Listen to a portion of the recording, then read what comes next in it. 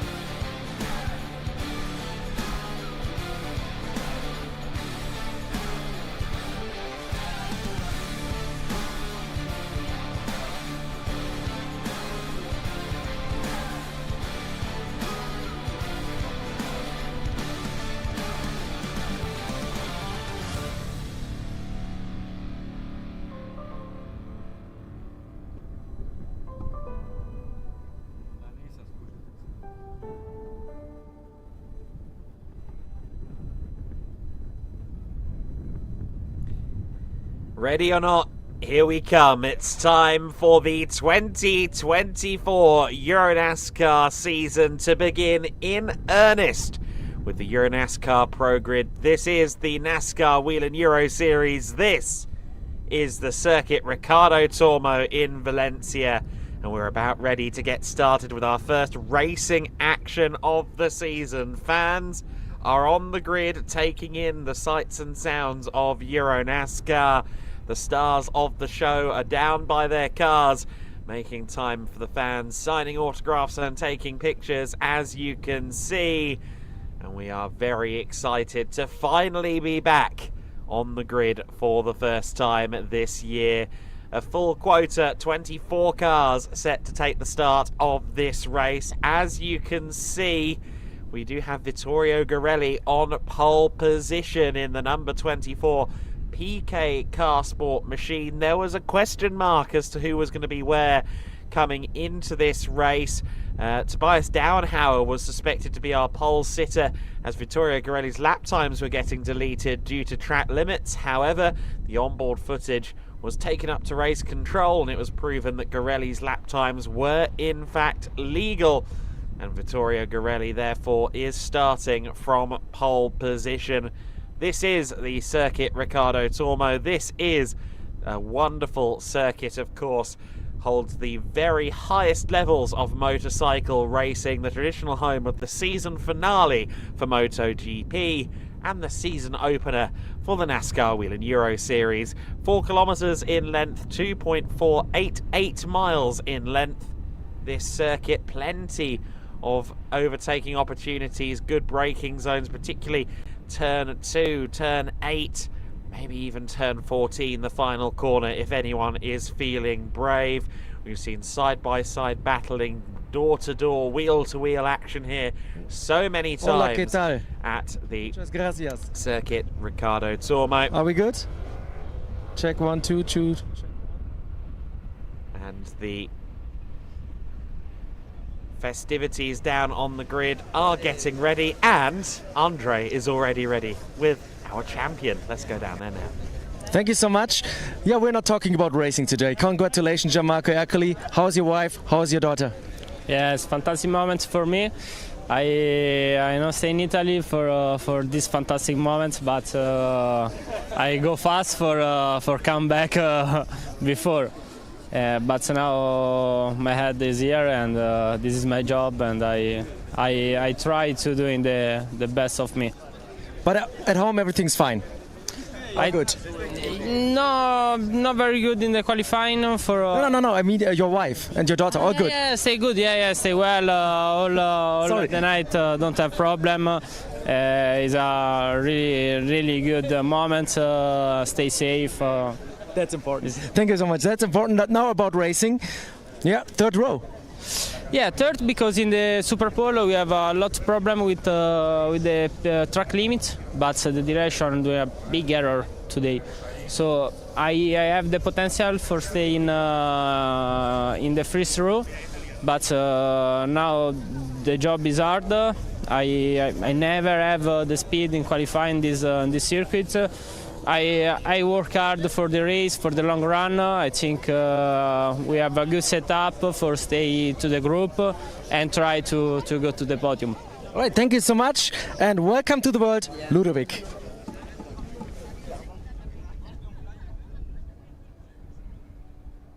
Absolutely wonderful. I like that banner a lot. That's great.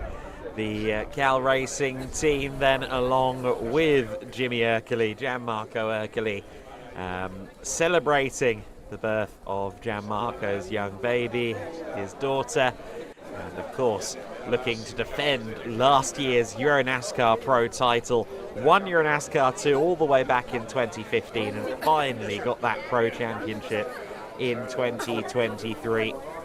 Of course, his closest title rival last year was Lucas Lasser in terms of the championship. Lasser, who had a great result here in 2023, he'll be looking to do the same, but he also starts from away down the order. He is on row 4 from 8th position. It's Garelli and Tobias Downhauer on that front row of the grid. We're very interested to see which one of them leads in the early stages. Certainly Garelli seems very confident at the wheel of that PK Car Sport car, and a man of perpetual confidence is Liam Hasemans. He's with Andre. Thank you so much. Liam, yeah. Third row, how do you feel? Yeah, well, actually pretty well. I mean, we struggled a lot the 2 first days, but actually now it's, well, there goes the win. But no, it's actually going much better now. We found a bit with the setup, so I think the speed is there. Just like in qualifying, we had the springs, the rear springs that broke down in the Super Bowl. But otherwise, I think P2, P3 we can fight.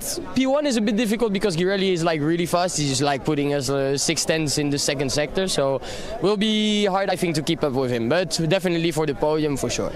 I saw you already live up to the EuroNASCAR spirit, having kids in your car, people waiting for autographs here right now, so I'm going to be quick. How do you enjoy this event so far? Yeah, as usual. I mean, this is like the real stuff, you know, behind EuroNASCAR, that you can, we have, I think, one of the best connections with the fans, because it's open to everyone, so you can just, if it's your first time, you can just hop on the grid, speak a bit with the driver, step in the car if you're not too big, and no, honestly, until now, enjoying it a lot. Now it's a bit hot, I have to say, that's why the little towel, but yeah, enjoying it so far. All right, thank you so much. So you're next. You can go.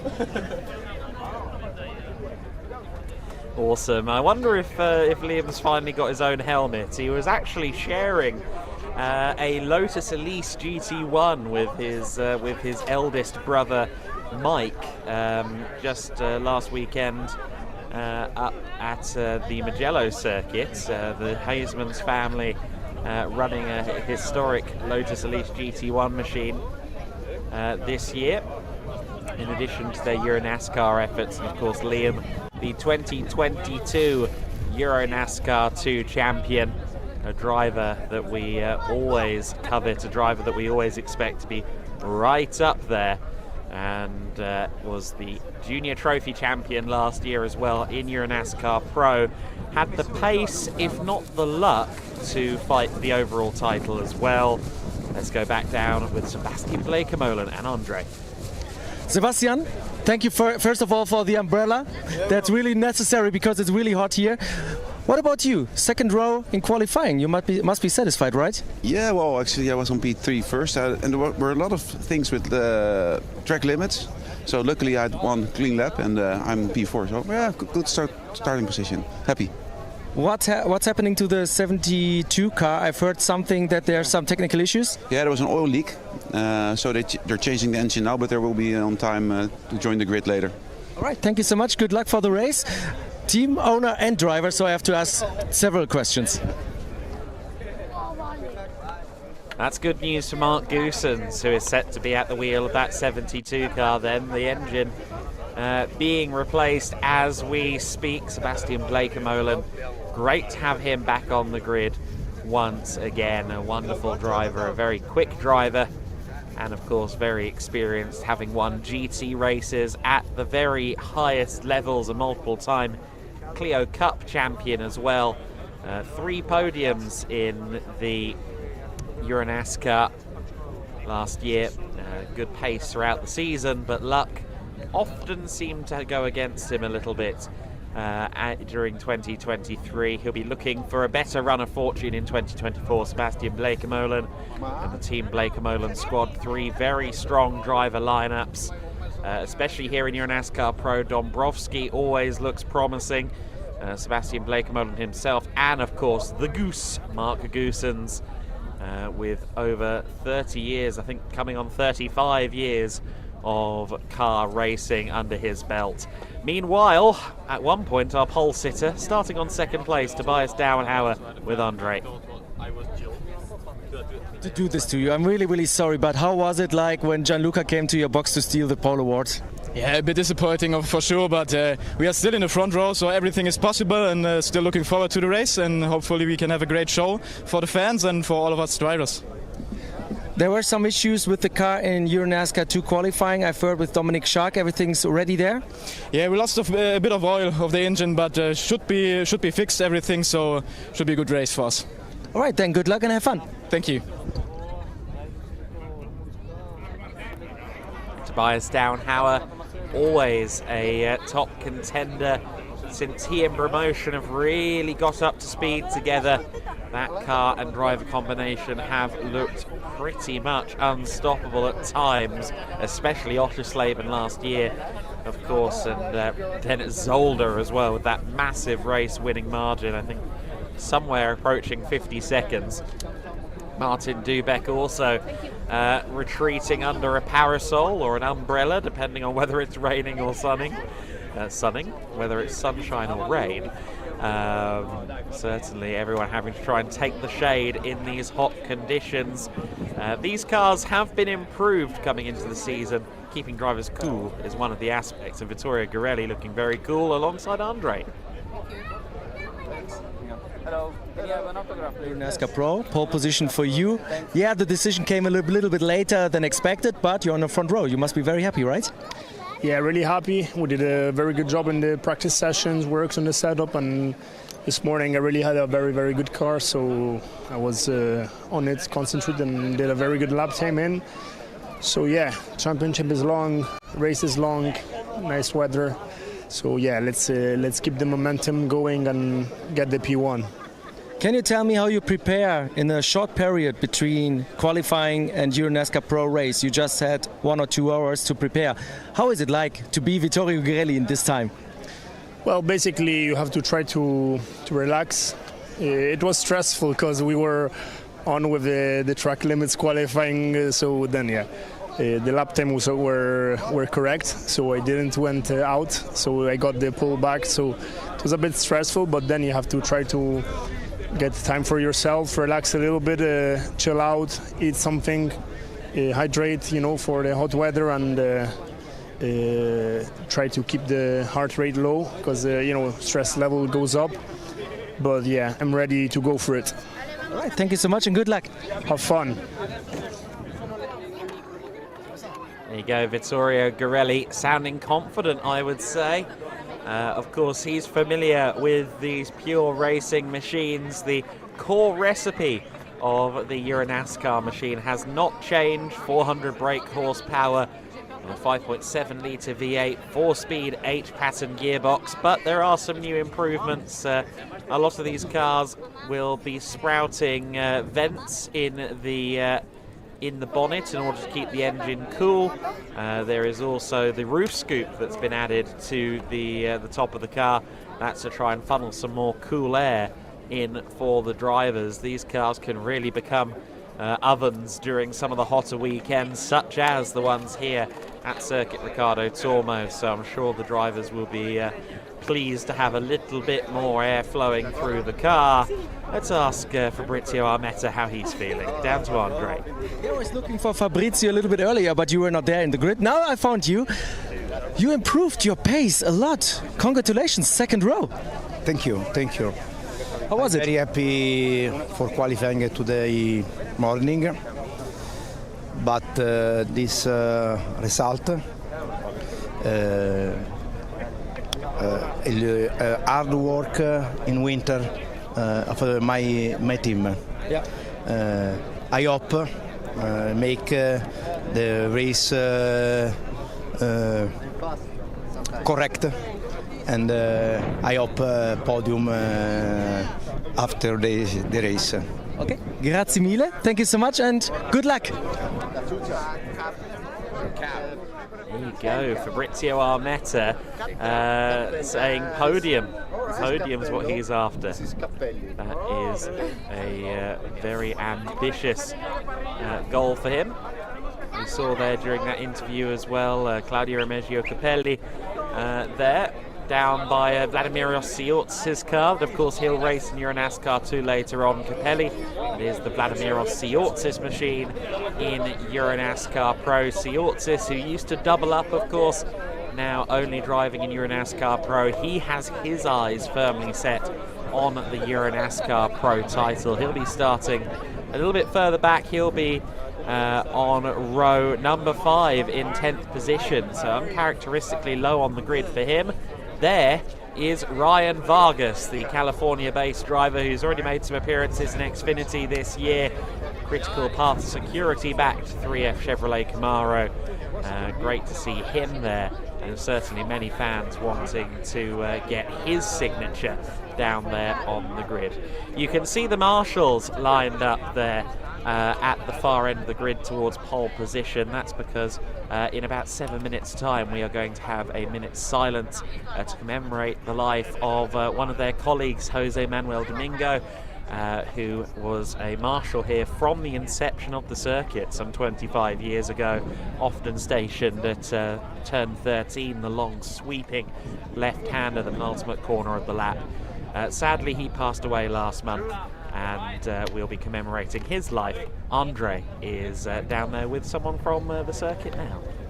I'm here with Nicolas Collaro, the new general manager of Circuit Ricardo Tormo. Thank you so much for joining us and for hosting this event. How are you enjoying it so far? Thank you so much. This is an amazing event for us. This is a very special weekend for all the Valencian people, fans of motorsport. And okay, we are going to organize an tribute for our Marshal Jose Manuel. He passed away a couple of weeks ago, and he's working with us in our staff from 25 years ago, so he's our brother. All right, thank you so much for hosting us. Thank you so much for the information. I hope you enjoyed the event, and we are now going back to the commentators. Thank you. It's a pleasure. It's a pleasure. Always fabulous to be here at Valencia. 5 minutes until we have our minute's silence. We'll keep an eye on that, but commemorating the life of Jose Manuel, as we heard there. And always great to see the circuits recognising the efforts of our marshals and the championships as well. The marshals an integral part of motor racing, and each year I see more and more major organisations really making sure the marshals are tended to, looked after and cared for. And such a shame that we've lost Jose, who has been an integral part of this marshalling community and family here at the Circuit Ricardo Tormo. Of course, this circuit, the dream of Ricardo Tormo, a dream to have a circuit here outside Valencia. Let's go back down though to Andre. He's really lapping up the drivers this afternoon. Yes, we have here Florian Richard. He's not racing in EuroNASCAR Pro, but sometimes you run into a EuroNASCAR 2 driver, even on the EuroNASCAR Pro grid, in full suit. So, how are you enjoying this event so far? Yes, new suite, new season, a new passion. It's my first race in EuroNASCAR 2. It's a good apprentissage for me. Yes, I'm good. What are your goals? What? Your goals, your aims for the first race? Where do you want to end up? Finish? Yes, finish the qualification P16, and for the race in the group. It's good for me. Merci beaucoup. See you later in EuroNASCAR 2. Thank you. Thanks. There we go. That is the driver of the 33 car within EuroNASCAR 2, Florian Richard. Lucas Lasser, of course, driving that car in the pro race. Florian Richard graduating from the Club Challenge after claiming the runner-up spot last year in Club Challenge. Club Challenge is the regularity aspect of EuroNASCAR that takes place on Friday, regularity challenge. However, I think our local MC is readying for the minute silence. I'm going to duck out early because I think we might be about to have our minute silence.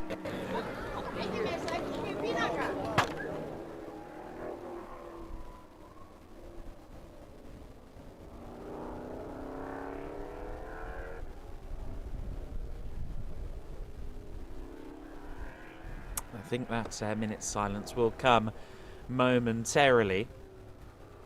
The Club Challenge that I was talking about before. It's worth mentioning that Gordon Barnes has already become the first EuroNASCAR winner of 2024, having secured the victory in Club Challenge yesterday. Three-time champion, 3 on the trot for Gordon Barnes. He is absolutely brilliant at the regularity aspect. I'll be interested to see if he comes racing again this year. He did actually come and race in EuroNASCAR 2 at Brands Hatch last year, so perhaps Gordon might try and do some wheel-to-wheel stuff as well as the regularity test. Legend. Thomas Chrysonis. Here you go, Vamos, he says. He's getting himself ready, the driver that started in junior saloon car racing several years ago in the UK. But now, a minute's silence for Jose Manuel Domingo.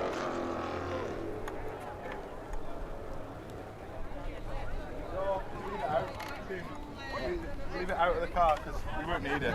I was going to say it should be okay. We won't need it. Just get that brolly off him and that. Yeah. You want it? Take it if you want.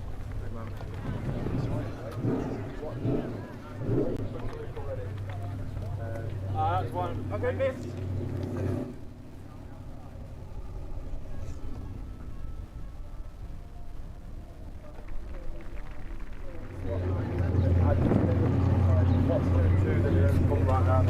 There you go, round of applause to Jose Manuel Domingo. Flowers presented to his colleagues and his family members as the marshals celebrate the life of their fallen colleague, and we race today in Jose's memory.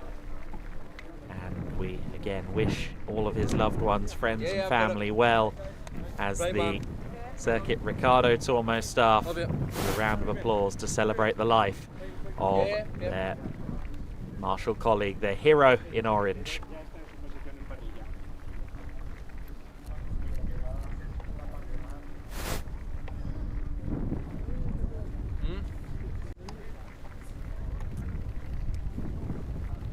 No, it's done, yeah. I'm sorry. This is everyone's in a look. I've got it. You also you need to salute, by the way. There we go. Lovely round of applause there for Jose Manuel. Just over 10 minutes until the command is given to start engines then. Of course, in traditional EuroNASCAR fashion, before that we will have the US and Spanish national anthems back to back. That will take place in just a couple of minutes' time. The national anthems for the USA and Spain due in just under 60 seconds. And the grid certainly starting to bubble up. The anticipation, the excitement is growing down there, as I'm sure Andre can attest. Of course, Andre will be running up to join us in the comms box as well during the race. We look forward to hearing from him. Goodness me, that's an eye-catching car. That's Jack Davidson with the GT Omega backed Lux Motorsport machine, going his own way with the 21 entry this year. We look forward to seeing how he does at the wheel. There's a 75th anniversary sticker from last year, of course. The 76th anniversary year now that it is in 2024 for NASCAR competition globally. And as the clock hits 9 minutes until the countdown to command, the next few seconds we should start to hear the US and Spanish national anthems. No, because we have no time, so we can... Don't risk. After change? Yeah. Thank you. Giallino? Sono andato dietro, non lo sentivo.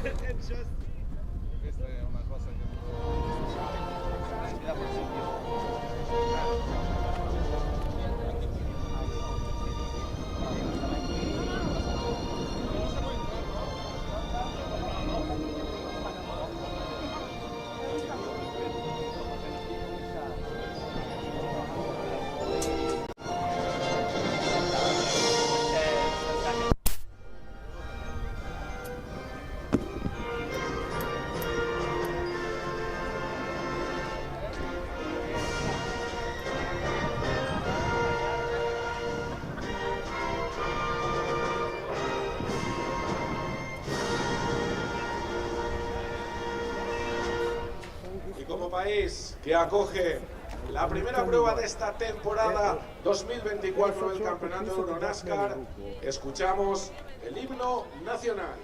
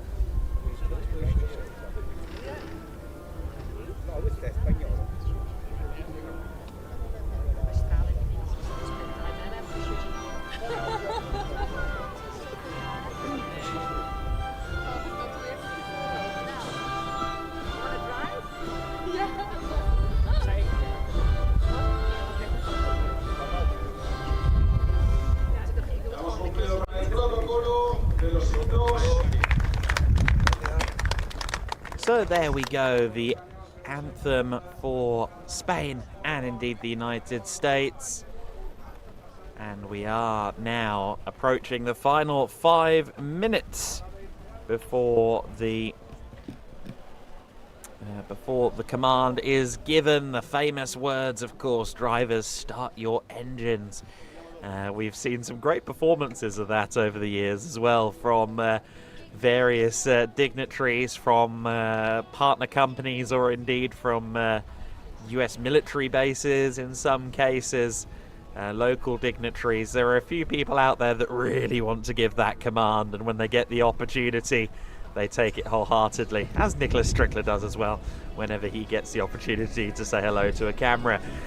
So then we're into that final 5 minutes before the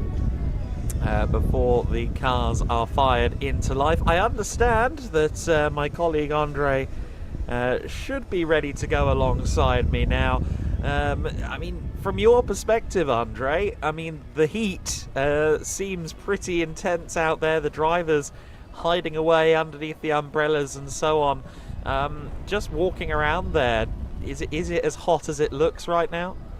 It is. It is really, really hot out there. I really was hoping for some umbrellas because the asphalt is really getting the heat from down there. It's really, really hot. And the drivers will have a tough time in the cars because yeah, it's up to 60, 70 degrees Celsius in those cars when they're racing around the track. And I want to say one thing about the Grand Marshal. Back in 2020, you know what year it was, Gianluca and I really had the opportunity to do the drivers start your engines here at Circuit Ricardo Tormo at the super final weekend with a total of 8 races. So we were also already the Grand Marshal. The only problem was there were no spectators at the track allowed.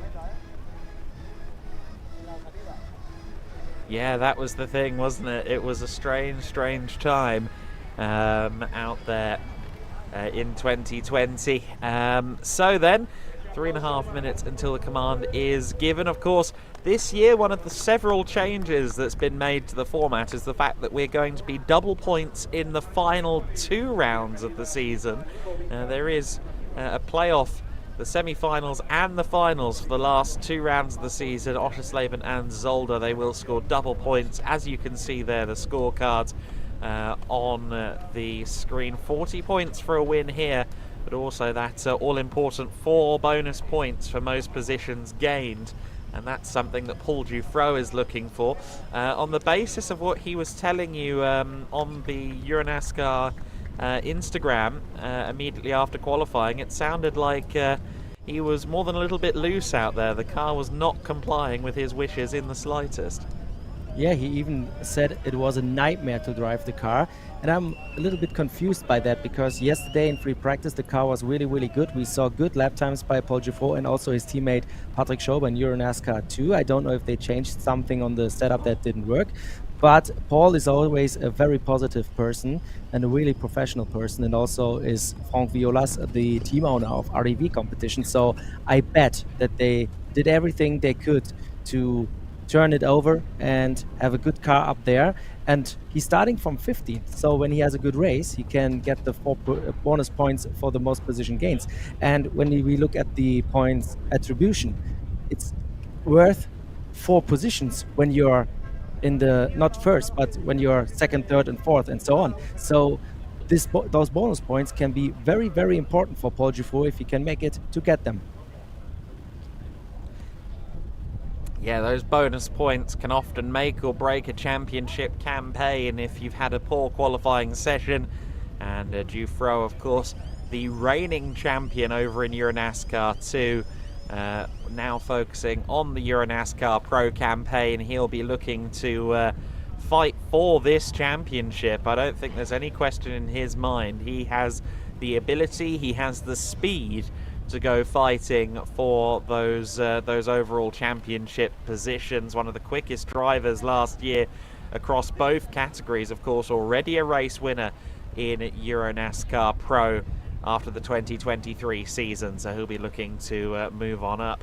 Ulysse Delceau, he'll be looking to move up as well in this race. He just completed his final season as a junior trophy contender, so he's now up in the big league. He has to focus on the high positions. Of course, he himself is a former EuroNASCAR 2 champion, a driver that we can expect to be right up there. The countdown to the command is almost complete. 30 seconds until we give the famous words, and the anticipation is at a fever pitch. Let's go down there and listen in. It will be martial arts influencer Alejandro. Goodness me, that was said with gusto. That was Alejandro Sin, the influencer in the martial arts world, giving the countdown to command there a few seconds ahead of schedule. But he gave that loud and proud. The only thing louder than him, the engines. The cars are fired into life now, and we are very excited to finally get this season underway. We've been waiting, we've been seeing the transfer market, the drivers moving to new teams or confirming continuation with the existing teams. And some very exciting moves. Garelli to PK, Tobias Downhauer back with promotion. Lots of excitement and lots of reason to expect a very, very strong field in 2024. And based on what we saw in qualifying, Andre, with 18 cars split by a second before the Super Pole session in the 15-minute qualifying, I think we can expect a very, very hard-fought race. Oh yes, I will not put any money on any driver here today, because there are so many people out there who can win this race. Even the front row starters, there is not a guarantee of being the winner at the end of this race. Of course, Vittorio Girelli has the best position, but still, we have so many drivers capable of winning in this championship, and it's like in the US NASCAR racing scene, you know, when you look in the NASCAR Cup Series, Truck Series or Xfinity Series, there are about 10 to 20 drivers who can win the race, and to be honest, it's the same on the road courses here in Europe in the NASCAR Whelen Euro Series, and this is what makes this championship so special. And I think we go now to the starting grid. Vittorio Girelli starting this one from pole position then, and he'll be joined on the front row by Tobias Downhauer. Row 2 of the grid for Fabrizio Armetta. He'll be starting from 3rd place alongside Sebastian Bleekemolen. Two very interesting drivers there on the 2nd row. Gianmarco Ercoli, with the support of his wife and brand new daughter, starting from row 3. Liam Hasemans looking to move up the order from 6th position. He likes this circuit. Martin Dubeck on row 4 of the grid. He's alongside well, I have Lucas Lasser on my screen, but Thomas Duffel and Lasser there 8th and 9th respectively. 10th position, Vladimiros Siortsis. Expect him to move up a few places. I'm not sure 10th place is a true indicator of where we'll expect him to be at the end. Just behind him, of course, is the returning Patrick Lemarie. Ryan Vargas, the US NASCAR star, starting from 12th place. Dombrowski and Goosens on row 7. Row 8, Dufro and Delso. Lanza and Chrysonis on row 9, Miura and Davidson on the 10th row of the grid. Romagnoli and Dario Casso, Nick Strickler and Victor Neumann round out the 24 cars we expect to take the start in this one. Of course, 2x2 rolling start for this. If we do get safety car restarts, they can either be 2x2 or single file. I think often depending on the, well, steward's discretion, and that steward's discretion often comes down to how tidy or otherwise the race has been to this point. And of course, an interesting factor this year, for the first time, we will have the safety car laps not counted towards the overall race distance, and that could be an entertaining factor as well. Hopefully, Andre, no one's pushed it too far when it comes to fuel. Yeah, I don't think so. I think everybody is very, very safe there. But of course, we also have the overtime rules, so there may be even more laps added to the race, so it's going to be interesting. But also we have the full course yellow procedure, and there will no laps be added, just to make that clear. And I think, Adam, you can get ready for the first start of the season. Oh yes, the EuroNASCAR Pro season, 18 laps of racing is about to get underway. Vittorio Girelli on the inside of the front row. Tobias Downhauer will look for some momentum around the outside. Row 2 of the grid, Fabrizio Armetta and Sebastian Bleekemolen. Let's see who leads them. It's going to be Downhauer. It is Garelli being really swept up by the field. It's Dowenhauer that leads the way. He's followed by the 69 of Blake Amolan. Third place will be Garelli, but it's all kicked off in the back of shot. Siortsis involved in that. Dombrovski facing the wrong way. I'd say at least half a dozen cars caught up in an incident early on there. I think one of them as well may have been the other of the Club Motorsport cars there, not Armetta. He was too far up the order. But the Riccardo 43 car, I think, was caught up in that. Riccardo Romagnoli. But, yes, already drama then. Yellow flag at turn 1. Dowenhauer, Blake Amolan, Garelli, your top 3. And, yeah, what happened there with Vittorio Garelli? He just didn't get the car underway. Was beaten to the punch by Dowenhauer and Blake Amolan. To check this after the race, I can just make assumptions right now if he maybe missed a gear shift or something like this, but I'm going to talk to Vittorio after the race for sure to check what's going on. But I think now he's gotten into rhythm. He's really good in third place, and yeah, far behind we had a little bit of a crash. Romagnoli involved, and also the number 5 car I think was there off the track. So very interesting start to the season, and I think we have all sectors clear right now. So we're going green flag racing. So no safety car, no focus yellow in the first lap. Hopefully it stays green. There we go. That's interesting, isn't it? So then, the 34 car Thomas Tuffel right on the back of Martin Dubek. I noticed that they're really going hammer and tong with each other, and just behind them, of course, is the driver of the number 3, Paul Giuffreau, who will be looking to move up the order. Giuffreau is already up into 10th position, so he's made up some good positions there further out. Cars involved in that collision, the number 5 and the number 66. We called Dombrovski and Siortsis involved in that, the 30, the 47 and the 46. So the 30 car, Ryan Vargas, he has dropped down all the way to 19th place. Chrysonis down in 20th in the 46, and Victor Neumann, who was already down towards the rear of the field, he had to take evasive action as well. It's Dowenhauer from Blake Amolan from Garelli. Liam Hazeman's 4th place. Fabrizio Armetta down to 5th in the early going. Then it's Lucas Lasser, who we saw just now leading that 3-car train, and just behind him he's got Erkeli and Dubek for company. Thomas Tuffel not too far behind either. But Tobias Dowenhauer kicking off this season, I would say really picking up the gauntlet from where he left it off. He was so fast towards the end of the 2023 season, and it looks like that promotion car is just as quick as it was last time we saw him at the wheel in racing conditions.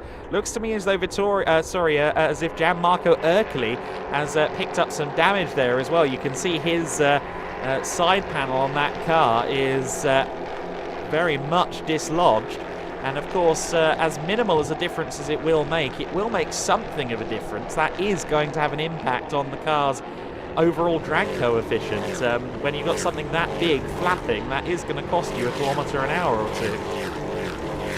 Yeah, definitely. I mean, the cars are not that sensitive to aerodynamics because they have a lot of mechanical grips, and we saw a lot of cars tearing apart and still being fast. So, but in the end, still, those cars are sensitive to everything. It's a race car. You want to be the fastest. Even the slightest tenth of a second can be the big difference in a race. So therefore, he needs to fight really hard to get Luca Lasser. We have 2 really true veterans of EuroNASCAR racing. They are battling for this position with Lasser in the 33 car and Erkeli in the 54.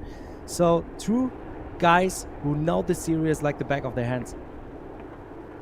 Dario Casso was dropping some positions in the back of shot at turns 3 and 4. He was running up in 17th, but looked like he was losing a couple of places. We've also had a drive-through penalty for the number 66. Thomas Dombrovski then was the car facing the wrong way earlier on. He's now been judged to be at fault seemingly for that incident, as Lasser and Erkeli get very close for comfort there in the battle for 6th position.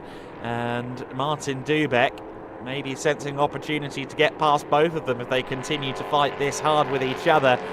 But Erkeli in the slipstream of Lasser through 13, just coming out of turn 12 there. You saw Lucas Lasser really having to fight the car a bit there. The traction not quite underneath him.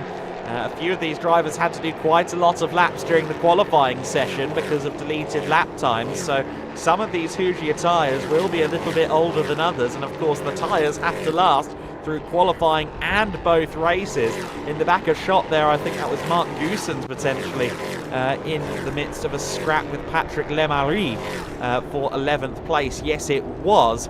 But look at this defensive driving from Leclerc, and look at Dubek. He takes his opportunity to dive to the inside there of the 54. Thomas Tefel taking the opportunity as well. Gianmarco Ercoli there finding out the hard way that once the door is open, these drivers will kick it down. It's of course something he knows all too well from his experience in this series. If you lose one position in a pack, you're more than likely to lose two, maybe three thereafter.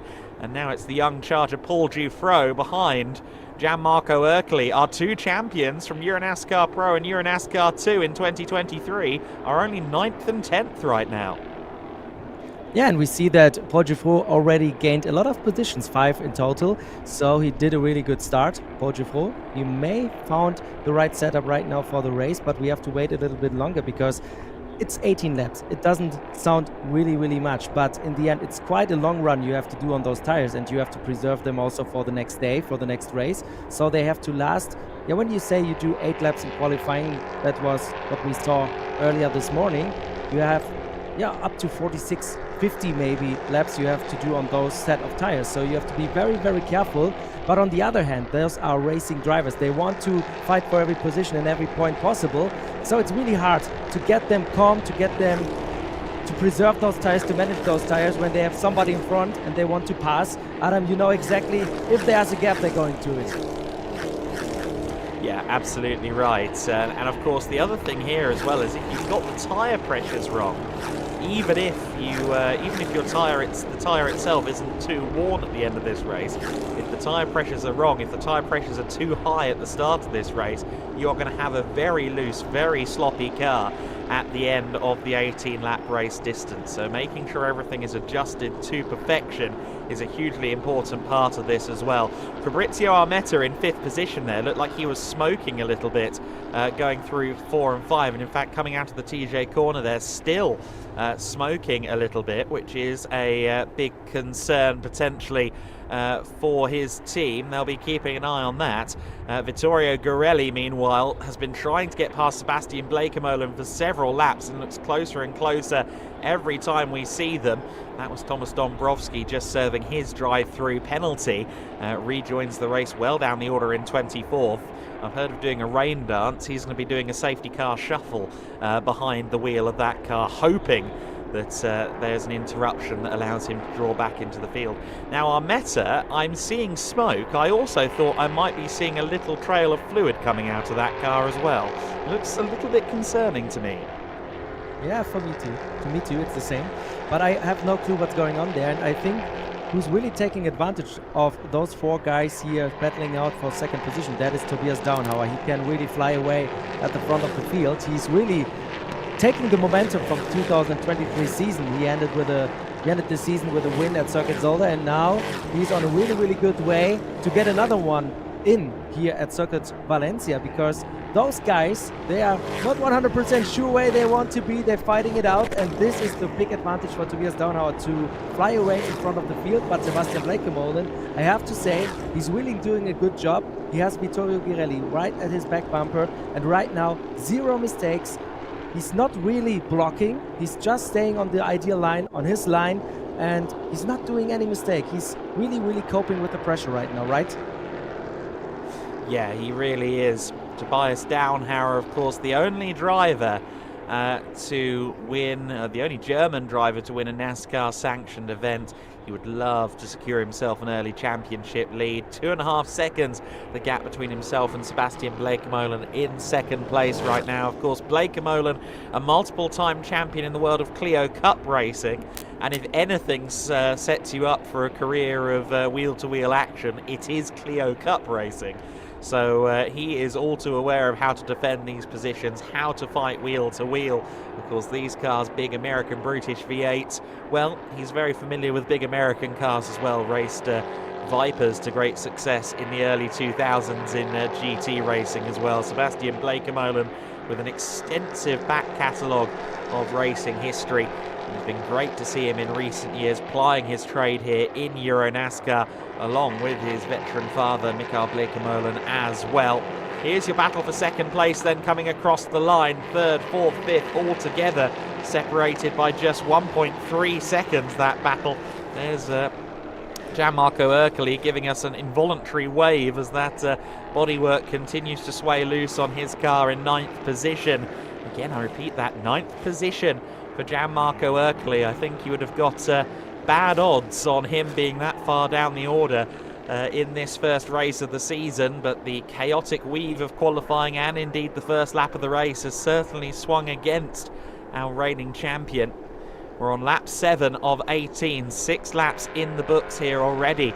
1/3 distance then. We've got a yellow flag though at turn 4 and 5, and when a yellow flag covers 2 corners, that can mean drama, but that yellow flag has been quite quickly rescinded, so my hopes are that whatever was going on there was short-lived and not too troubling. However, I do think we're missing at least one car. Is Thomas Tuffel still there? I'm not sure he is. I think we may have lost the 34 car as Patrick Lemarie has gotten past Paul Dufresne. It's wheel-to-wheel between the two Frenchmen. Looks like Dufresne reclaiming that position there, moving back up to P10. Thomas Tuffel definitely lost some position because I saw him at the back of this group.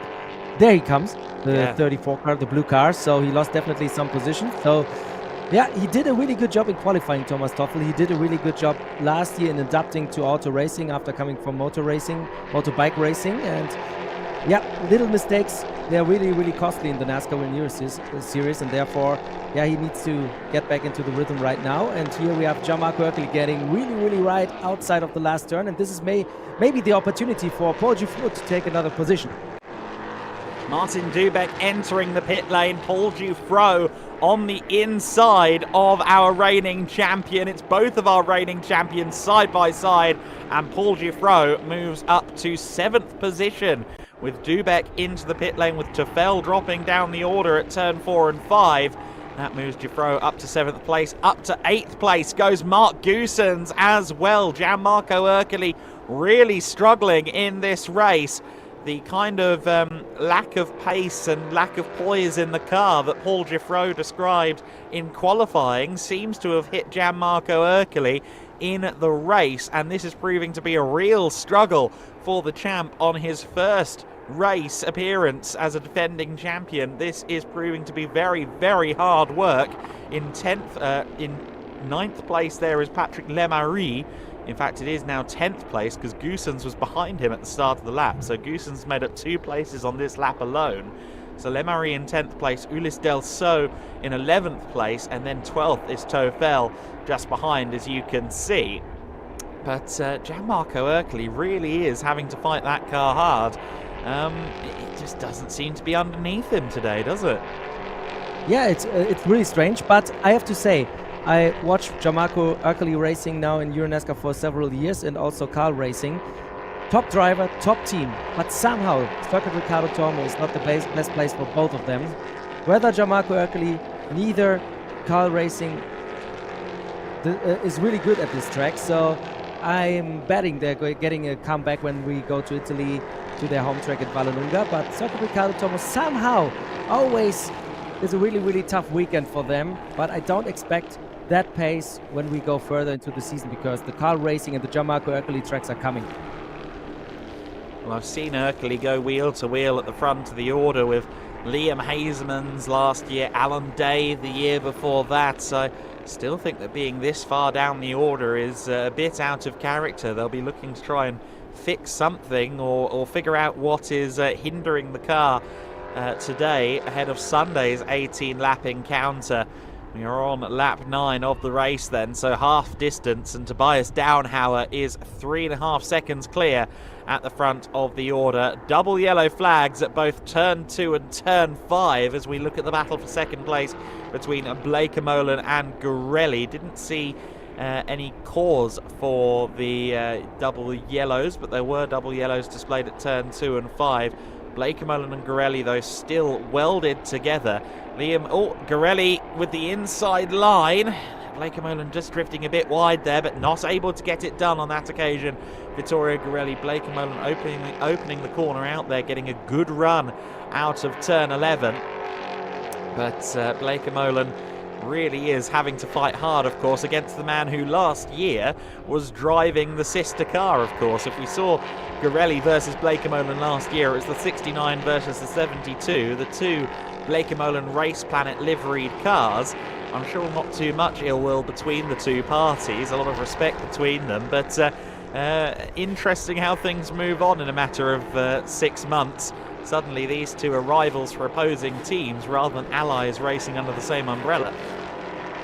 I'm sorry, Adam, I have to interrupt you very quickly because I see Liam Hazelman's going down the order and I was already looking for him.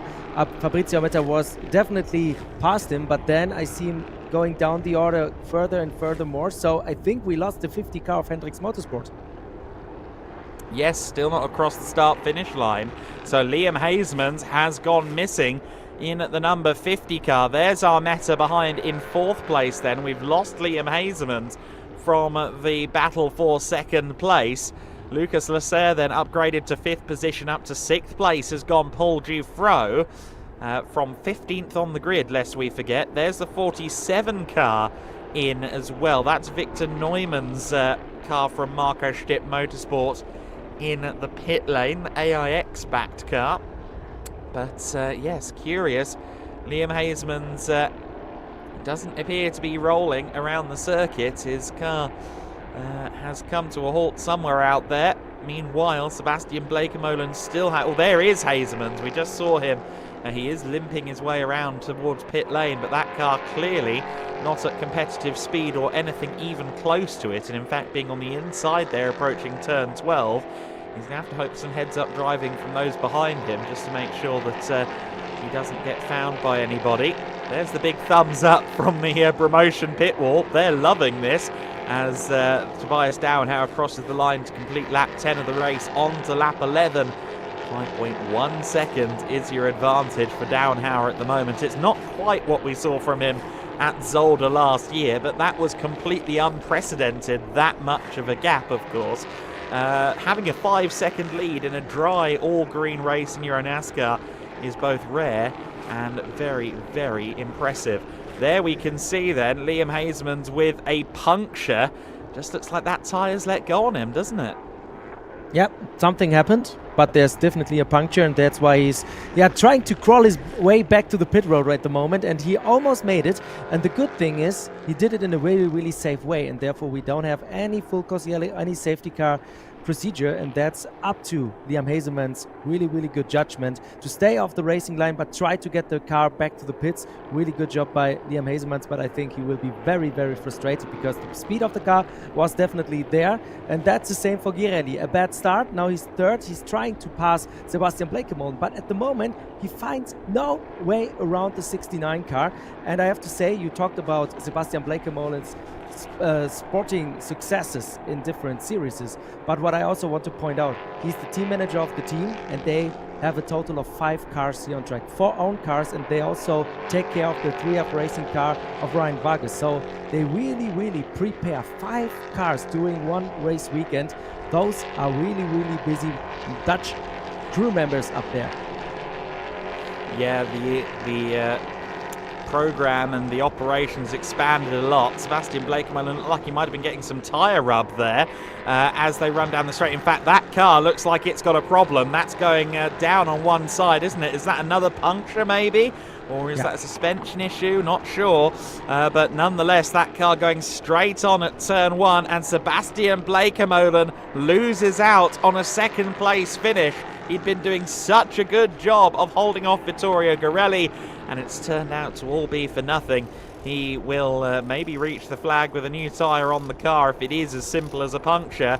But no, he's not even going to get to do that because he's withdrawn from the race. And that car just started to show smoke coming out of the last corner and very quickly became lopsided. That's unfortunate for Bleekemolen. You were just talking about how busy and how much effort they're putting in. Sebastian, as well as his driving hat, he's wearing that team manager hat, as you said. He's always, I think, prioritising the team manager role these days. but so frustrating for him to kick off his season in this manner. Yes, the season is only 10 laps old and we have so much drama around Girelli at the start. Blake Camon out, Hazeman's out. We had a little crash in the starting zone in turn 1. Everything that racing stands for. We have a lot of drama, emotions for sure. I'm really curious what the drivers will say after this race. And we have the next car. This is the car of Kenko Miura, the Japanese driver in the 74. Hopefully he can continue, because when he stands there, when he's really wrecked there, then I think we're going to have the first caution here today. The Team Japan needs 24 entry, then Kenko Miura, who's been racing intermittently in EuroNASCAR since 2017. He knows what he's doing. If that car won't roll, he's going to struggle to get it moving again and get it out of the way. For now, it's just double yellow flags then at turn 11 as we focus in on this battle further back in the pack. This is for 9th position, the returning Patrick Lemarie alongside Thomas Chrysonis, of course, or actually not Chrysonis these days, of course, but the number 1 car, formerly a Chrysonis machine. Yes. These days, Patrick Lemarie is at the wheel of the number 1. Of course, go back a couple of years, he was in the number 5 Academy car, sharing it with Siortzis back in 2022. Great to see him back, but he will not be enjoying the sight in his rearview mirror. A racy Thomas Tuffel, who has one of the best statistics in the bio sheets in my book, a former Swiss pocket bike champion. He's definitely the only one of those on our grid. Looks to the inside at turn 8, dives to the inside. Very nicely done. Can he get it stopped? Well, he's drifting a little bit wide there, but he managed to carry the momentum nicely through the corner. Now double waved yellows at turns 9 and 11, so he got that done before the yellow flag section at turn 8. And Tuffel there driving very well. We didn't see what happened, but one can assume it was just a trip through the gravel or something like that lost him 3 or 4 places earlier on. Oh, and full course yellow comes out, much to the surprise of Patrick Lemarie there. Did very well to avoid the rear of Thomas Tuffel. Yeah, I think that's why, because of the car of Kenko Miura, they have to get rid of it. So full course yellow right now, so they are all reducing speed. This is not a safety car procedure situation, so we will not add any laps right now. So we just wait for the call of the race control to continue racing at full speed. They're going to get a countdown. The spotters that we have, of course, also in the EuroNASCAR, like in the US. And exactly here at Circuit Ricardo Tormo, the spotters are really essential, because it's like an arena. It's an amazing track. When you're on the grandstands or on the spotter platform, you can see all turns, all straights. You can see everything. This is a phenomenal place for racing. Yeah, this is a really wonderful place to watch racing. I've been wowed by this venue every time I've been able to come here. It's, as you said, from those top decks of the main pit building where a lot of our spectators are based, you really can see everything. It's a fabulous place to come and watch racing. Of course, Tobias Dauenhauer, under these full course yellows, he'll be hoping this doesn't become a safety car, because look at that gap he's built. 5.4 seconds was the gap across the line between Dauenhauer and Girelli. If you do have live timing in front of you, you'll see a 15-second gap from Girelli to Armetta, but of course that's because of the full course yellow coming out between those two crossing the line, so that's not representative. But nonetheless, it has been a really dominant performance once again from Tobias Dauenhauer. They really have worked out this EuroNASCAR program down at Promotion in fairly fast fashion, and Tobias looks to be the right person to trust with the flagship car of the program. He's been really paying dividends for the team. The driver who in previous years was really having to fight for that budget, fight to get to every event. And the arrival of he and Promotion at Brands Hatch last year felt like something promising. It felt like something we'd see grow into a potential winning outfit. But I think quite a lot of us were surprised by how quickly it happened when they finally got that win at Oschersleben. Dauenhauer, Girelli, Armetta, Leclerc and Paul Dufresne, your top 5. Now the 74 car is being craned away, so I don't think it's going to be too long before the full course yellow will be lifted once that car is behind the barriers in a safe position. But Paul Giffreau there, just mentioned him, the tail end of the top 5 from 15th on the grid. He has done some very, very good damage limitation as the race returns to green. Very interesting for me if he's really the one getting the 4 bonus points. We make the calculations. He gets more points than the second place driver. So he really not only limits the damage, he's in a really, really good position if he's getting the bonus points. And I'm looking through the field right now. I don't see any other driver who should be in the hunt for those bonus points. I see Vladimir Stotzis also with a good comeback, but the bonus points only count towards the starting position. We saw Vladimir Stotzis back at the field, at the end of the field, when he had this little crash in turn 1 on lap 1, and now he's back in 11th position. But I think Paul Giffreau has really, really good chances getting those 4 bonus points, and then he would get, when I'm not wrong, 36 points. Yeah, that will be big for Paul Giffreau. A great way to start the season for him. Lap 15 of 18 in this race then, and Downhauer back up to racing speeds. Gorelli 3 seconds back. It does look as though Gorelli maybe was a bit quicker to realise the full course yellow was lifted, because he did shrink the gap by a second or 2. It's also good news to see, I believe they're the 50 car just ahead of our race leader, so Liam Hazemans is back out there and running, which of course is important for him. It's also important for Gil Linster going into EuroNASCAR 2 later on. And of course that is one of the unique things about this championship, is that the same car is more often than not used across both races, and oftentimes shared between 2 drivers. The last thing you want to do is be the reason that your cohort, your EuroNASCAR 2 colleague, isn't able to take the start, or indeed maybe does take the start but with a very, very wounded car. It's all about conservation, and in the spirit of that, of course, the former teams championship is now known as the endurance championship in the NASCAR Whelen Euro Series. Effectively, all 4 race results, all 4 race times will be combined together in order to make a 250 kilometer endurance race, and that's going to be very interesting to see quite how that unfolds across the weekend. There's Ryan Vargas going at it with Jack Davidson. 2 more different backgrounds in racing you couldn't find. A NASCAR National Series regular going up against a Scottish former mini racer, head to head in at the EuroNASCAR machinery. Davidson basically running this car himself along with family and friends, whereas of course Ryan Vargas, as you alluded to, Andre, the 3F Racing car being supported by Team Blake & Molan, of course, also bringing over that sponsorship from Critical Path Security there as well for 3F Racing, and that's a long time partnership between Ryan and Critical Path as well on both sides of the Atlantic. It's really interesting to see these differing backgrounds come together. If you'd asked Jack Davidson 3 years ago, do you reckon you'll be racing someone with a plethora of Xfinity Series experience, he'd have said no. Definitely yes. Definitely you would say no. I totally agree. And very interesting also, I saw Ryan Vargas outside of the top 20 at some point of the race, so he's also doing a really, really good comeback. He's back to 13th and he's doing a good job. He passed now Jack Davidson. And also very interesting, Adam, I know that in the UK you have plenty of short ovals there, and I was really surprised that Jack Davidson Downhauer slow. Sorry, Andre.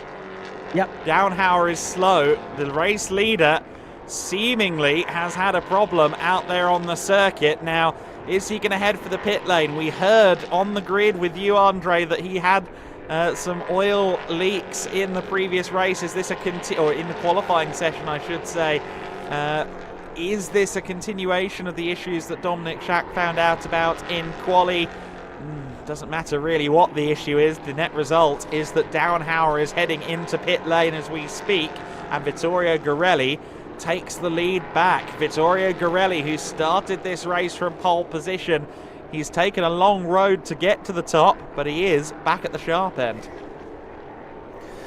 Man, that's too much drama right now for me. I have to be honest. My heart rate goes up and up and up. so sad for Tobias Downhauer. He did a really good job at the start. He took the lead. He built up a really, really comfortable margin. And then in the end, it's 2 laps short. It's just 2 laps short. It's 8 kilometers. Yeah, separating you from the win. And this is really, really frustrating for him. Really, really bad for Premotion as well, because they did really, really a good job. They worked all night long to get the 99 Chevrolet going, but in the end they came just 2 laps short. Man, Adam, what a season opener. So much drama for so many top drivers right now. Wow, I have to breathe. You go and breathe, go and take a bit of a walk and find yourself at the podium where someone will join you in victory lane. I don't want to say who just yet, because who knows at this point with the race that we've had so far. We'll let Andre leave the commentary box and we'll hear from him in sound and in vision down in victory lane in the next few moments. As we begin the final lap of this race then, it is Vittorio Garelli fairly comfortable at the front of the order. Fabrizio Armetta is there in second place. The gap between them, 5.5 seconds. Garelli should be in a safe position here. However, we've seen so many dramas already. He and everybody else at PK Carsport and in the grandstands will just be hoping that car gets there in one piece. Tobias Downhauer in the pit lane, the long-time race leader, unfortunately having an issue. Fabrizio Armetta, Lucas Lasser, who once again has stayed out of trouble and worked his way up onto the podium. He sits in third place, but just behind him, his young countryman Paul Dufresne, who started 15th. He's in 4th right now, and he's right on the back of Lasser. You wouldn't mind betting he'll have a go for the podium position if he possibly can. In fact, there you see them coming out of turn 6 in the back of shots, and certainly Dufresne is not far behind Lucas Lasser in the 33 at all. Very close, in fact, between them. Vittorio Garelli, meanwhile, absolutely dominant at the front of the order. He's had a sensational race in at the 24, returning to PK Carsport many years later. A former champion in single-seaters, a former EuroNASCAR 2 champ as well, a driver that we have always pegged as a potential championship contender. We finally saw that come true in EuroNASCAR Pro last year. Was right up there in the title fight until the end of the season. He starts off his 2024 campaign in the best way possible. Vittorio Garelli takes the first checkered flag of the season. He is your winner at Valencia in round 1 of EuroNASCAR Pro. Armetta takes second. Lucas Lasser does hold on to third position, just ahead of Paul Dufresne. Mark Goossens gets into the top 5. Bear in mind that car was having its engine replaced just minutes before the race, so Mark Goossens rewards Team Blakemolen with a 5th place finish there. Gianmarco Ercoli won't be best pleased with 6th position, but that is all he can achieve on this occasion. Ulysse Del So takes 7th place. Thomas Duffel taking 8th position. Patrick Lemarie in at 9th place, and Vladimir Osiortsis rounding out our top 10 in that race. Well, drama, and a little bit more drama over the course of that race. Junior trophy will go to Paul Dufresne, of course, from 4th position there. And, well, everyone catch your breath. What a race that was. Ryan Vargas managed to recover back to 12th place eventually after his issues earlier on. Thomas Chrysonis with a strong finish as well in 11th place. Davidson finishing 13th. Lanza finishing 14th. Casso, Strickler, Dombrovski, the only cars that actually took the flag. Victor Neumann also came across the line in 18th place. But of course, the rest of the field having numerous issues. Liam Hasemans, I think, will cross the line belatedly to round out the finishing order in 19th. But we had at least a weekend's worth of drama in one race. 15th to 4th, though, is the big headline off the podium. Paul Dufresne moving up to P4. Mark Goossens also with a similarly good performance, 14th to 5th. for Goossens, so not quite as many positions gained as Dufresne, who will gain those bonus points, but both Dufresne and Goossens move through the order admirably there. And of course, with those bonus points in play, Dufresne will be second in the championship at the conclusion of this first race, behind only our race winner Vittorio Garelli.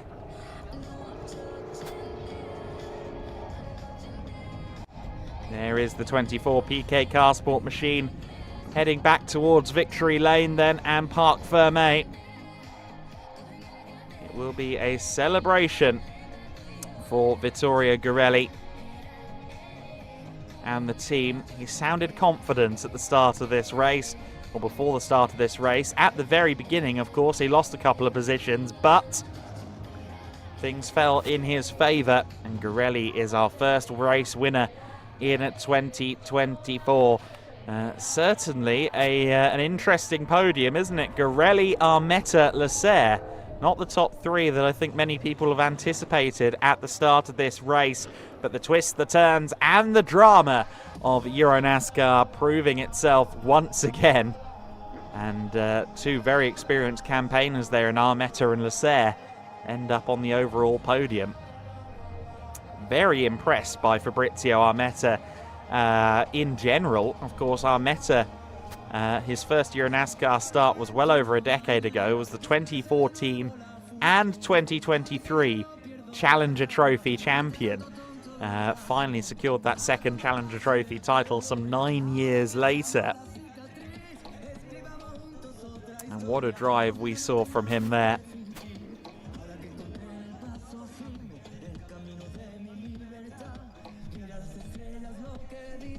Now, no longer classified as a Challenger Trophy driver. He's right up there. And based on his improvements over the winter, wouldn't rule out a challenge for a race win or two before the end of the year, would you? So then the entertainment on the podium at the moment, and our drivers will be in Victory Lane before too long.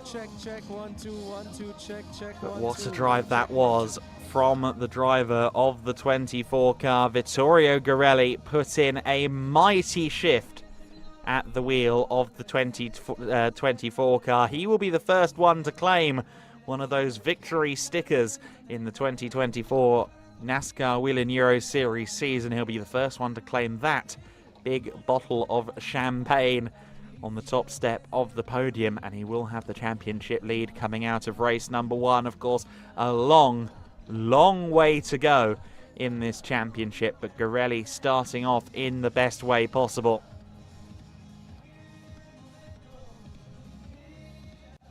For Garelli, he's certainly well used to taking those race wins. We saw him with Team Blake Molan last year, claiming a good number of race victories, and of course fighting for that championship. As the dancing continues, I don't know if Anthony Kumpen has his dancing shoes, but certainly if there's 2 wins at the end of this weekend, I wouldn't mind betting that he gets them on and celebrates on Sunday evening. Vittorio Garelli has 3 wins here in EuroNASCAR 2 as well. It's his first time winning at Valencia within EuroNASCAR Pro. But has already proven to like this circuit during his time as a EuroNASCAR 2 driver, so no surprise that he was on the pace this weekend. Of course, he'll be more relieved than ever that they managed to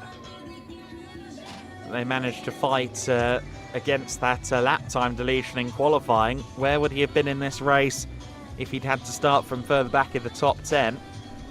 Well, thankfully, we'll never have to know that, because he managed to secure it.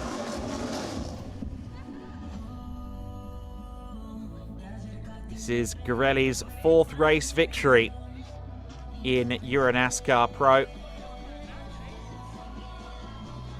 And on Andre Vigold's command, Vittorio Garelli will exit the car and celebrate his first race victory of the season. He's got the instruction now. Garelli climbs. And he is at the top of the tree in race number 1 of the season.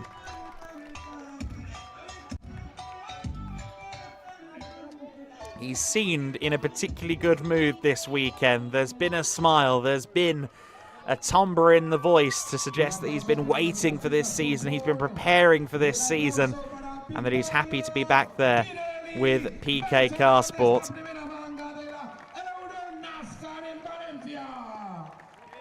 And there you go, the local MC giving it full beans there, announcing Vittorio Garelli into victory lane. You saw Andre down there getting ready for his interview. We'll go down there with Andre in a few moments to hear from our winner and see the winning sticker provided to him. I think that's going to be a very happy podium all round. Speaking of, the podium has just changed. Paul Dufresne has just been promoted to 3rd position. Now, Lucas Lasserre has been dropped a place. I think that must be a retroactive penalty. I've not seen a bulletin to declare such a thing. But on my timing screen, Lucas Lasserre has been demoted to 4th position behind Paul Dufresne. So that's breaking news as we go down to Vittorio Garelli with Andre Viegold. The first win of the 2024 season, a dramatic race. Just describe it from your view. Yeah, it was a nice race. I had a very good pace, but we had a little problem. We had a little issue in the start, so we lost a few positions, and we were so close, so it's very hard to overtake. Yeah, I managed to pass 2nd. I think Seb got a flat spot or something. But yeah, then also the temperatures were very high, so it was very limited for the cars. But yeah, it was important to start with the win, and let's carry on like that. I have the pole for tomorrow, so that's good, and I dedicate this victory to my uncle, Zio Renato. He passed away a few months ago. It's for him. I have to do the one question. Can you tell me what happened at the start, during the start? Basically, I was 3-7. I went down on green, and the outside line just had a better start. We have to analyze onboards and data, and then we check it and sort it for tomorrow. All right, thank you so much about this. The win, you are a title contender right now. You cannot deny it. You put the eye on the big prize, right? Yeah, the championship is long, so we have to carry on scoring, you know, making good results, pole positions, and focus race by race, you know. So it was a good start. All right, thank you so much. You know what's coming up next. You get the winner sticker, and you can place it now on the car.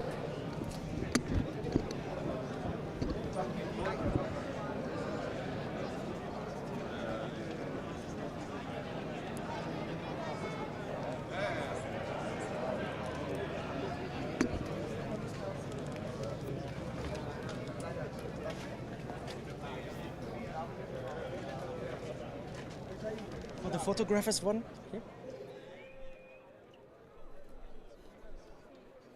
And there we go, the winner's sticker applied to the 24 car. Vittorio Garelli is our first race winner of the 2024 EuroNASCAR Pro season.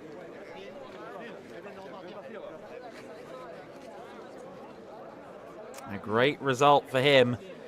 Fabrizio Armetta in 2nd place, and Paul Dufresne then on the podium. Still not sure what Lucas Lasserre was penalised for. It will more than likely be related to track limits or full course yellow procedure, but Paul Dufresne inheriting that podium then. And you see Gianluca Giulia from the EuroNASCAR organisation there taking a picture of the fans waiting down on the podium. Speaking of podium, unexpected podium, Paul Dufresne. Yes, Paul Dufresne on the podium, and we were a little bit confused why you're in 3rd position, because Luca Lasserre crossed the line before you. Can you tell us something? Did your team already said something about this?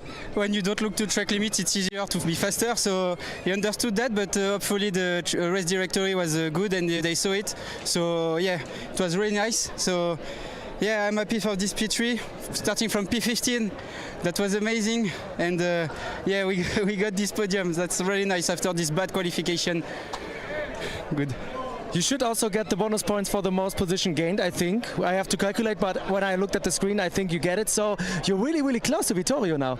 Yeah, of course. I don't look too, so it must be because yeah, 15 to 3 is 12th position. I don't know from the guy behind if they win more, but if we got these 5 bonus points, it's the perfect race for me. All right, merci beaucoup. Thank you so much, and enjoy the moment.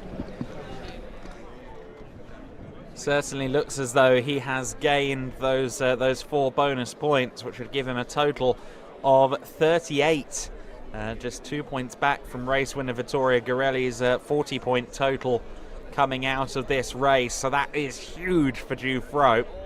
As Vittorio Garelli alluded to, he will have pole for tomorrow's race. That's because he had the fastest lap of the race, a 1:41.788.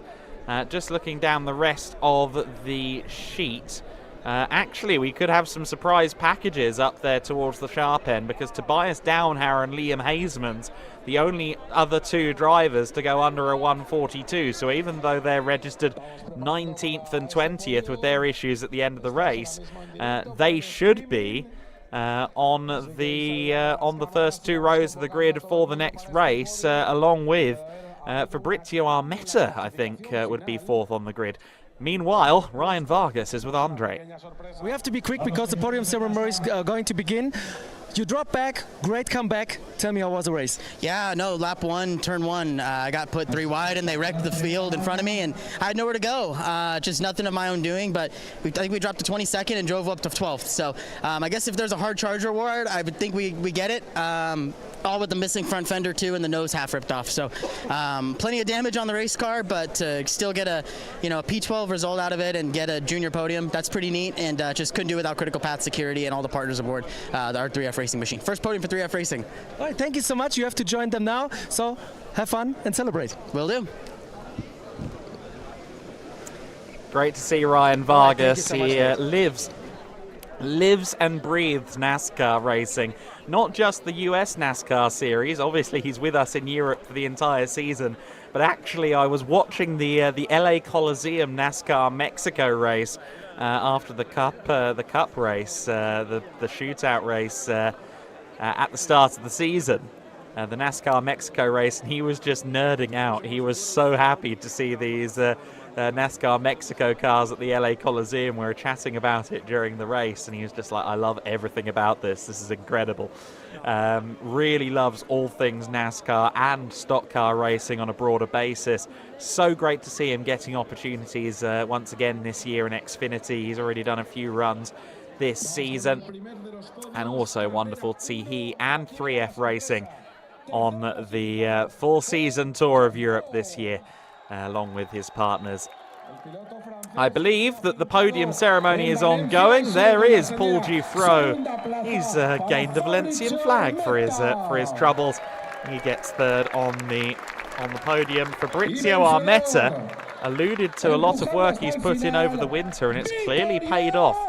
Good 2nd place. But there is Vittorio Garelli to the top step of the podium. Garelli has succeeded at the very first try. He will lead the championship. He will sit at the top step of the podium and hear his national anthem.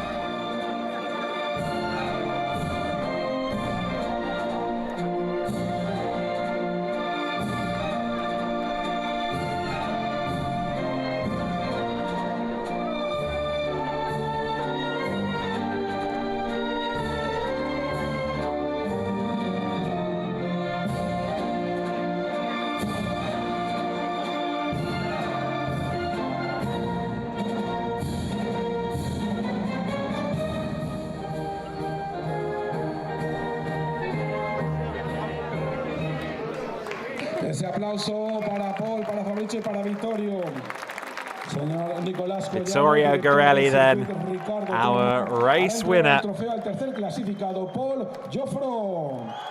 Now the Grand Marshal, I believe Alejandro Thid will be part of this this presentation, as well as representatives from the Circuit Ricardo Tormo. The Guerin family, the bottles of Pano will be offered to our drivers as well.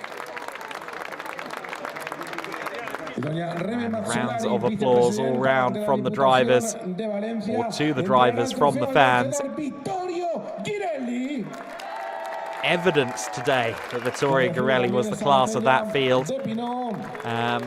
At least of those who finished. Maybe Tobias Downhauer would go down as the apex predator in the race, but unfortunately got struck down by another snake during that one, and the oil, I think, was the issue once again. Maybe a continuation of that oil leak for promotion.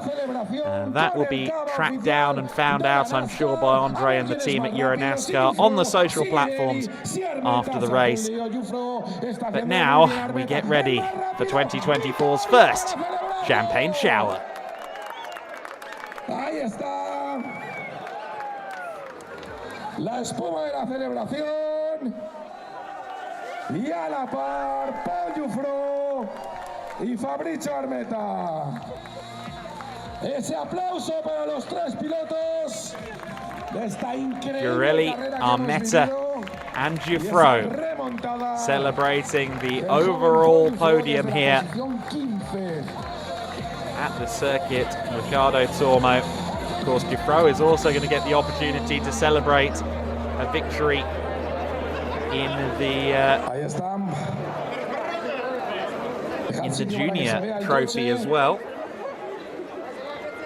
That will be our next podium up on the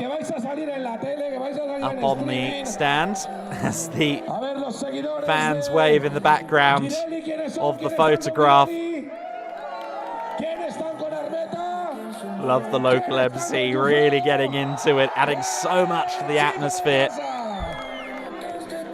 Our local MCs around the European calendar really do so much to make these events feel special.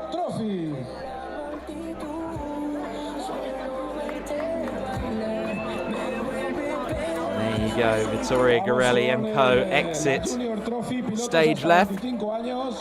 Next up then the junior trophy podium, Ryan Vargas, Thomas Chrysonis and Paul Jufro expected up there. Segundo clasificado, Thomas Chrysonis. So then Ryan Vargas is already up there. Thomas Chrysonis joins in second place. And Paul Jufro to the top step within junior trophy.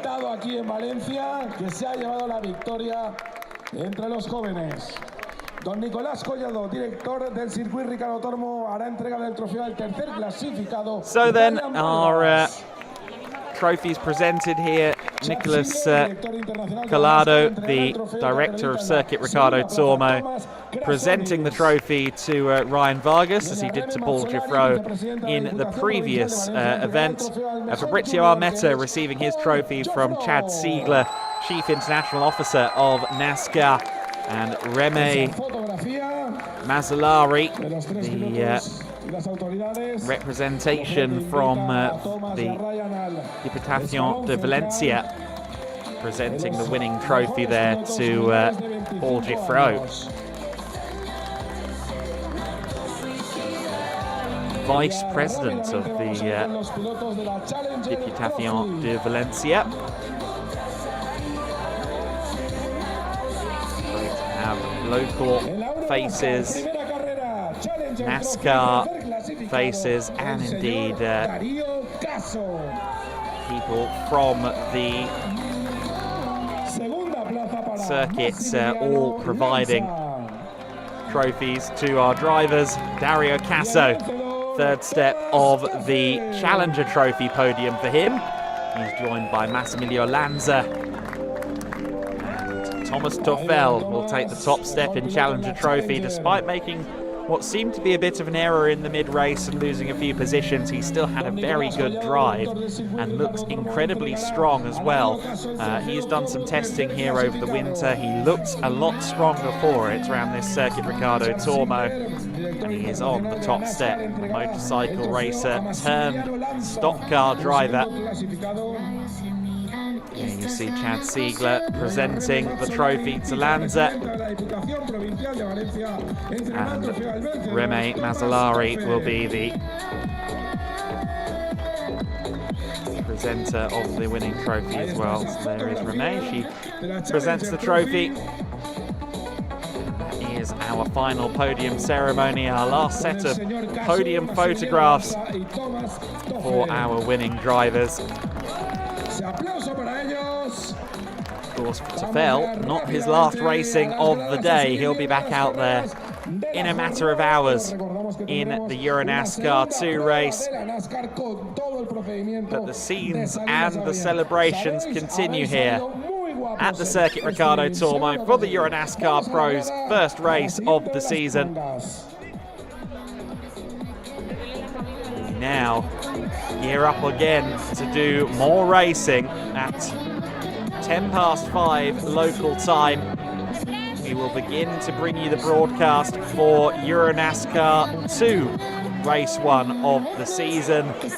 As you can see on the schedule there, 5:10 local time, 11:10 Eastern, or indeed, if you are based in the UK, 4:10 p.m. for more racing. A little over 2 hours to wait then before we get more EuroNASCAR action. EuroNASCAR 2 begins its season later on today.